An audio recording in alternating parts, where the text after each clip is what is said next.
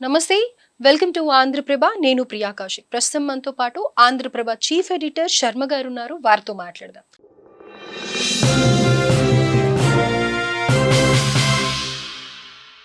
Hello sir, నమస్తే. నమస్తే అండి. సార్, మోడీ గారి స్పీచ్ ఆల్రెడీ ఒకటి విన్నాం. దాని తర్వాత ఇప్పుడు పంజాబ్లో అదంపూర్లో ఆయన ప్రసంగం జరిగింది. అయితే త్రివిధ దళాలను ముందర వాళ్ళందరినీ ప్రశంసిస్తూ మాట్లాడడం జరిగింది. అయితే అసలు ఈ ప్రసంగానికి సంబంధించిన డీటెయిల్స్ ఏంటి సార్? ఎందుకు వెళ్ళారు? ఈ స్పీచ్కి ఏంటి ఉద్దేశం? మనం ఇక్కడ అసలు దీనికి రూట్ కాజ్ అనేది చూస్తే యాక్చువల్లీ ఏప్రిల్ 22న ఆ పహల్గామ్లో టెర్రరిస్టుల దాడి జరిగిన తర్వాత ఏమండి ఆ తర్వాత ఒక 2-3 రోజులు ప్రధానమంత్రి మోడీ గారు ఒక 2 సభల్లో బహిరంగ సభల్లో ఈ ప్రస్తావన తెచ్చారు. మేము ముష్కరులను వెంటాడతాము, ప్రపంచంలో ఎక్కడ దాక్కున్నా సరే వెంటాడి వధిస్తామని చెప్పారు. ఇక ఆ తర్వాత వన్స్ మన వాళ్ళు స్ట్రాటజీ ప్లాన్ చేసిన తర్వాత మోడీ గారు ఎక్కడా ఇక ఆయన నోరు మెదపలేదు.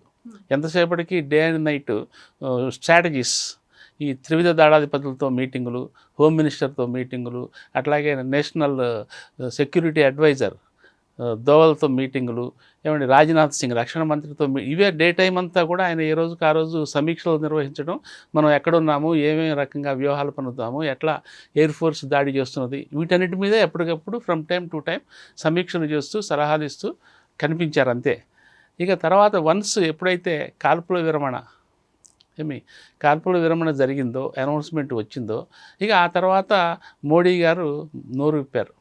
యాక్చువల్లీ ఫస్ట్ టైము ఈ యుద్ధం మొదలైన తర్వాత ఫస్ట్ టైం రాత్రి జాతిని ఉద్దేశించి టీవీలో ప్రసంగించి అందులో ముఖ్యంగా ఏంటంటే ఒకటి మన సైనికులు ఏ స్థాయిలో యుద్ధం చేశారు, ఎందుకు చేశారు, ఎలా చేశారు, ఆ తర్వాత పాకిస్తాన్ని మనం ఏ స్థాయిలో ఎక్కడ నిలిపాము అవి చెప్తూ అదే సమయంలో ఏంటంటే ఒక ప్రపంచానికి కూడా ఒక హెచ్చరిక చేశారు. ఏంటంటే మేము ఎవరికి భయపడేది లేదు, మా మీదకు వస్తే మాత్రం మేము వాళ్ళ భూభాగంలోకి వెళ్ళి తరిమి కొడతాం ఎవరినైనా, ముఖ్యంగా టెర్రరిస్టుల్ని, ఉగ్రవాదుల్ని అని చెప్పి ఆయన ఒక సందేశం కూడా ఇచ్చారు.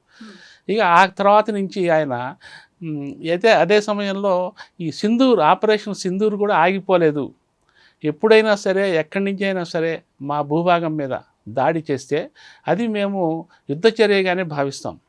అంటే ఆ ఉగ్రవాదులు మా మీద యుద్ధానికి వచ్చినట్టుగా భావిస్తాం, మేము కూడా యుద్ధానికి పెడతాం, వాడు ఎక్కడ ఉన్నారో మళ్ళీ వెతికి వాళ్ళని ఇప్పుడు దండించినట్టే దండిస్తాము అని చెప్పి ఆ సందేశం ఇచ్చారు. అదే సమయంలో ఇక ఒకవైపు పోరాటం చేస్తూ దొంగ దెబ్బతీస్తూ చర్చలు అంటే సాధ్యమయ్యేది కాదు, యుద్ధము చర్చలు ఒకే వరలో ఇమడవు. At the same time Trump ఇచ్చిన దీనికి కూడా ఆయన సమాధానం చెప్పారు అందులో. సో అంతా అయిపోయిన తర్వాత ఇవాళ మార్నింగ్ అంతటితో అయిపోలేదు, ఇవాళ మార్నింగ్ పంజాబ్ వెళ్ళారు ఆయన. పంజాబ్లో ఆ సరిహద్దుల్లో అదంపూర్ ఎయిర్ బేస్ ఉంది. యాక్చువల్లీ మన జరిగిన 3-4 రోజుల యుద్ధం కూడా S-400 వాటి నుంచి క్షిపణులు ప్రయోగించింది కూడా అక్కడి నుంచే, ఆ ఎయిర్ బేస్ నుంచే. సో పాకిస్తాన్ ఏం చేసింది, అసలు ఆయన అక్కడికే ఎందుకు వెళ్ళారు అనే దానికి కూడా ఒక ఆన్సర్ ఉంది.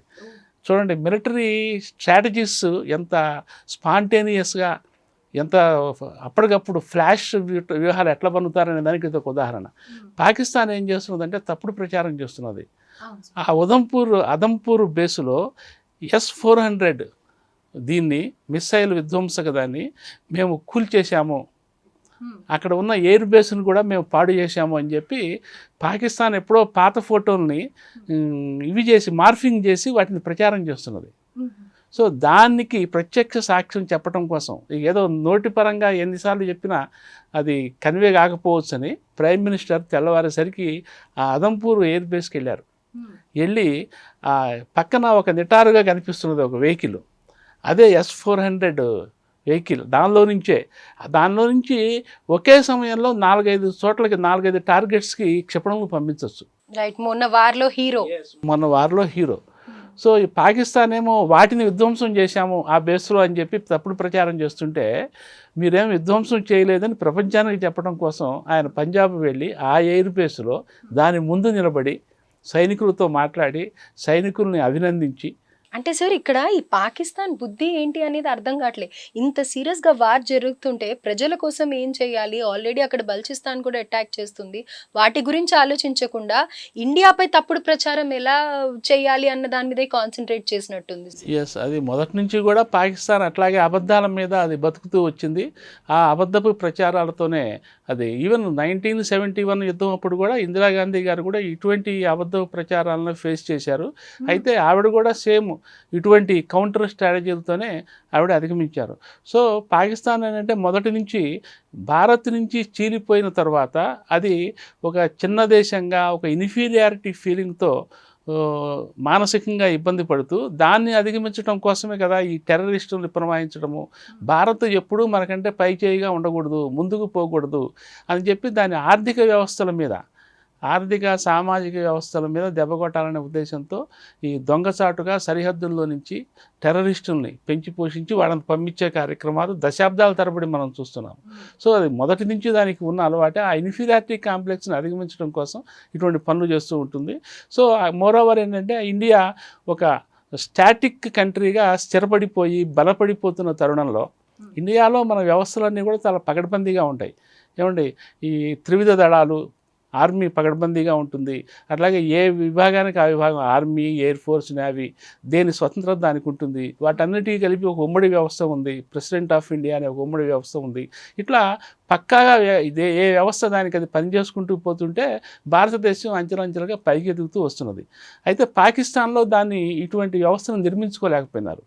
అక్కడ కార్యనిర్వాహక వర్గం అంటే ఒక ప్రైమ్ మినిస్టర్ అండ్ పాలక వర్గము ప్లస్ ఆర్మీ, ఈ రెండు మధ్య సయోధ్య కుదరకపోవటం, వీళ్ళిద్దరూ నాది ఆధిపత్యం అంటే నాది ఆధిపత్యం అని చెప్పి ఈ పోటీలు పడటం, దాంతో ఏంటంటే ఎప్పటికప్పుడు కొంతకాలం ఆర్మీ మీద ప్రధానమంత్రి ఆధిపత్యం చెలాయించడానికి ప్రయత్నించడం, ఎప్పుడైతే ప్రధానమంత్రి అట్లా ఒక స్టెప్ ముందుకు పోగలిగాడో ఆర్మీ వెంటనే పుంజుకోవటము, ప్రధానమంత్రిని అణగదొక్కేసేయటము, లేకపోతే అరెస్ట్ చేయటము, కూలగొట్టడము, ఇట్లా చేస్తూ మనం దశాబ్దాల తరబడి చూస్తూనే ఉన్నాం. ఇంటర్నల్గా గొడవలు.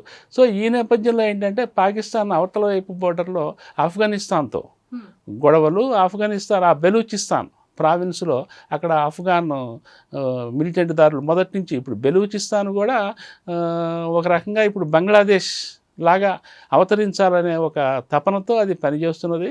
అక్కడ ఒక మిలిటెంట్స్, వేర్పాటువాదులు, తిరుగుబాటువాదులు, మిలిటెంట్స్ అని మనం అనకూడదు, వాళ్ళు అక్కడ తిరుగుబాటుదారులు, పాకిస్తాన్ నుంచి విడిపడిపోవాలి సపరేట్గా అని చెప్పి వాళ్ళు అక్కడ దాదాపు మొన్న మనం యుద్ధం చేస్తున్న టైంలోనే అక్కడ వాళ్ళు మిలిటరీ వెహికల్స్ని పేల్చేసిన సందర్భాలు కూడా మనం చూసాం. సో ఆ పోరు కూడా రాను ఉధృతం అవుతున్నది. సరే, ఇప్పుడు బెల్చిస్తాన్ ఫ్రీడమ్ వచ్చేసింది మాకు అని అంటుంది అని వాళ్ళు అనౌన్స్ చేసుకుంటున్నారు. ఒక క్వెట్టా అనే ఒక నగరంలో వాళ్ళు జెండాలు పాతి క్వెట్టాని మేము పాకిస్తాన్ నుంచి ఫ్రీ చేసుకున్నామని చెప్పి వాళ్ళు అనౌన్స్ చేశారు. సెల్ఫ్ స్టైల్డ్ దీనిలో అనౌన్స్ చేసుకున్నారు.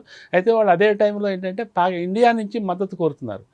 పాకిస్తాన్ మీద ఇండియా చేస్తున్న పోరాటానికి మేము మద్దతు ఇస్తున్నాము, అట్లాగే మీరు మాకు మద్దతు ఇవ్వండి అని చెప్పి వాళ్ళు అడుగుతున్నారు. అది ఒక ఇష్యూ. సో అంటే పాకిస్తాన్ రెండు వైపుల నుంచి కూడా ఒత్తిళ్లు ఎదుర్కొంటున్నది అనే దానికి ఇది ఒక ఉదాహరణ. ఏమండి, ఇప్పుడు ఈ 4 రోజుల యుద్ధంలో ఏంటంటే పాకిస్తాను బాగా ఒక రకంగా చచ్చుబడిపోయింది, దాని నడుము విరిగిపోయినట్టు లెక్క. ఇవాళ ప్రధానమంత్రి గారు కూడా అదే చెప్పారు. ఇప్పుడు ఇంత చేసినా సరే మనం వాళ్ళని కీళ్ళు విరిచేసాము, కానీ వాళ్ళు తప్పుడు ప్రచారంతో ఈ మా దగ్గర అణ్వాయుధాలు ఉన్నాయి ప్రయోగిస్తామని బ్లాక్మెయిలింగ్ టాక్టిక్స్తో వాళ్ళు మన ఏదో బెదరగొట్టాలని చూశారు. కానీ ఇటువంటి బెదిరింపులు చేస్తే మాత్రం సహించేది లేదు అని చెప్పి మళ్ళీ ఇవాళ కూడా ఆయన అదంపూర్లో మాట్లాడారు. సో ఇదంతా ఏంటంటే ఈ ఒక ఇండియన్ గవర్నమెంట్ స్ట్రాటజిక్గా ఒక ఫ్లాష్ వ్యూహాలతో ఎంత ఫాస్ట్గా మూవ్ అవుతున్నదనే దానికి ఇవాళ మోడీ గారు పంజాబ్ వెళ్ళటాన్ని మనం ఒక ఉదాహరణగా చెప్పుకోవచ్చు. రైట్. అయితే అసలు ఈ పంజాబ్ అదంపూర్లో జరిగిన ఈ ప్రసంగంకి కారణం మొత్తానికి ఏంటంటే పాకిస్తాన్ స్ప్రెడ్ చేస్తున్న ఫేక్ న్యూస్ అన్నమాట. సో అది మాటల్లో చెప్పడం కంటే కూడా అసలు ఎలా ఉంది ఏంటి అనేది ఆయన వెళ్ళి విజిట్ చేయడం వల్ల మనకు కూడా మీడియాలో వస్తుంది. మనం అందరం కూడా ధైర్యంగా ఉండొచ్చు. మన అదంపూర్ స్టేషన్ ఏదైతే రియల్ హీరో S-400 ఉందో దాన్ని కూడా చూడొచ్చు అనే ఉద్దేశంతో ఆయన వెళ్ళడం జరిగింది. ఆ వెహికల్ విధ్వంసం కాలేదు, అదే సమయంలో అక్కడ ఎయిర్ బేస్ కూడా విధ్వంసం కాలేదు అని ఒక సందేశం, ఒక మెసేజ్ ఇవ్వటం, పాకిస్తాన్కి మెసేజ్ ఇవ్వటం, అదే సమయంలో పాకిస్తాన్ ఎటువంటి దుష్ప్రచారం చేస్తున్నది అనే విషయాన్ని ప్రపంచానికి చెప్పడం కూడా అందులో ఒక పరమార్థం. Right sir, thank you sir, thank you. Thank you అండి.